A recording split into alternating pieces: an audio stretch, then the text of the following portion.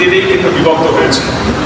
তো মূল কথা হলো আমরা যে দল, যে মত, যে চিন্তা চেতনাই ধারণ করি না কেন, আমাদের সবার মূল ভিত্তি হলো ইসলাম।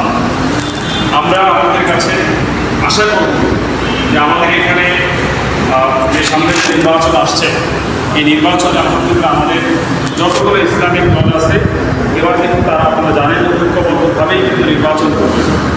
যে আসলে পাশে থাকবে, যারা ইসলাম দেশ